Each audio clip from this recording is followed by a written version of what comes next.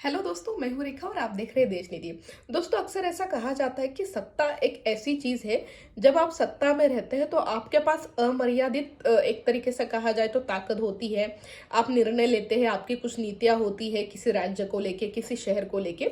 मैं यहाँ पे राजनीतिक पार्टियों की बात कर रही हूँ। और अगर वही राजनीतिक पार्टियां सत्ता से बाहर चली जाती है और उनको विरोध में बैठना पड़ता है, तब उनकी पॉलिसीज या उनकी नीतियां या जो सरकारें निर्णय लेती है उसके प्रति उनका देखने का जो दृष्टिकोण होता है, वो बिल्कुल अलग और बिल्कुल ही विरोधी होता है। इसका एक बहुत अच्छा उदाहरण मैं आपको देती हूँ। मुंबई महानगर पालिका ने अभी हाल ही में जो मुंबई और उसके आसपास का इलाका है, उसके जो रोड्स है, तकरीबन 400 किलोमीटर लंबाई के ये जो रोड है, उनके पूरे कॉन्क्रिटाइजेशन का एक कॉन्ट्रैक्ट निकाला है। और ये कॉन्ट्रैक्ट दिया है जो 4-5 कंपनीज होंगी जो ये कॉन्क्रिटाइजेशन करती होंगी, जिन्होंने टेंडर्स दिए होंगे, उनको ये कॉन्ट्रैक्ट दिए गए हैं। और तकरीबन ये 6,000 करोड़ रुपए का एक तरीके से ये पूरा प्रोजेक्ट है। अब इसको लेके जो शिवसेना उबाठा, मतलब उद्धव ठाकरे जी वाली जो शिवसेना का गुट है, उसके नेता आदित्य ठाकरे, उन्होंने प्रेस कॉन्फ्रेंस की, हाल ही में एक पत्रकार परिषद ली। और एक तरीके से वो ये जो महाराष्ट्र में शिंदे फडणवीस सरकार है उस पे हमलावर होते हुए दिखे। जबकि ये जो निर्णय है वो एक तरीके से मुंबई महानगर पालिका का है, पर अभी महाराष्ट्र में सरकार शिंदे और फडणवीस जी की है। तो उन्होंने जिस तरीके से ये पूरे प्रोजेक्ट को लेके एक पत्रकार परिषद में जानकारी दी और हमलावर हुए वो पूरी नीतियों पे, तो उसके कुछ अंश इस तरीके से है कि उन्होंने कहा कि देखिए, ये जो पूरा प्रोजेक्ट है उसके जो कॉन्ट्रैक्ट्स दिए गए हैं वो बहुत ज्यादा जल्दबाजी में दिए गए हैं। और अपने कुछ खास दोस्तों को या जिन्होंने ये कॉन्ट्रैक्ट्स लिए हैं उन फर्म्स को फायदा पहुंचाने के लिए इस सरकार ने जल्दबाजी में ये कॉन्ट्रैक्ट्स दिए हैं। उन्होंने इसके बारे में आगे बोलते हुए ये भी कहा कि मुंबई में हर साल बहुत बारिश होती है और ऑलरेडी मुंबई में बहुत ज्यादा कॉन्क्रिटाइजेशन हो चुका है। हर पूरे शहर के जितने भी एरियाज है, तो हर 2 बिल्डिंग्स के बीच में भी कॉन्क्रिटाइजेशन हो चुका है। कहीं पे जमीन या मिट्टी बची ही नहीं है। और जो बारिश का पानी जाता है वो 80% से ज्यादा पानी तो वैसे बह के ही चला जाता है। तो जमीन में वो पानी रिसने का कोई मार्ग ही नहीं है।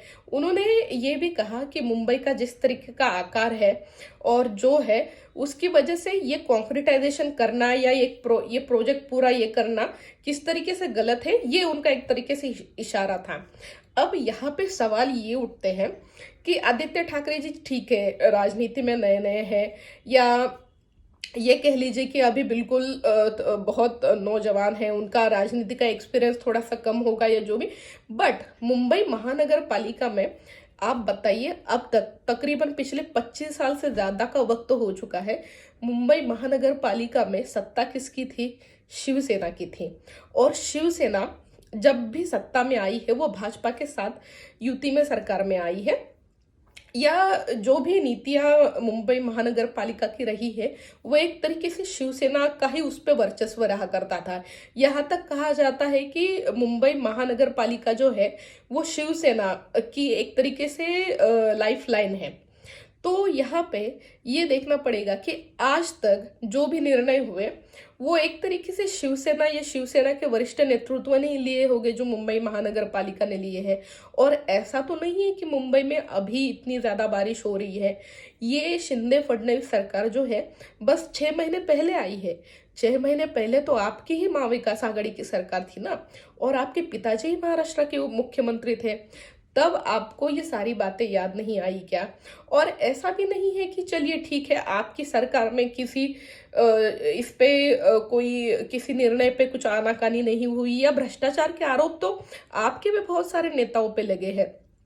यहाँ पे चलिए भ्रष्टाचार की बात भी हटा दीजिए, पर आपकी सरकार में लिए गए बहुत निर्णयों पे भी वह उस समय टीका टिप्पणी हुआ करती थी।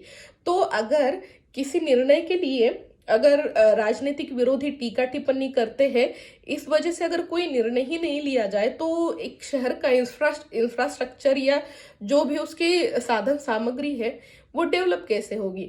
और मुंबई में तो हाँ, ये तो बात है कि मुंबई में हर साल ही इतनी इतनी ज़्यादा बारिश होती है कि शायद ही महाराष्ट्र के किसी शहर में इतनी बारिश होती होगी। तो पिछले 25 साल से ज़्यादा तो मुंबई में आपकी ही, मुंबई महानगर पालिका पे तो आपका ही वर्चस्व है, आपकी हमेशा वहाँ पे सत्ता रहती थी। तो आपने तब क्यों कुछ नहीं किया।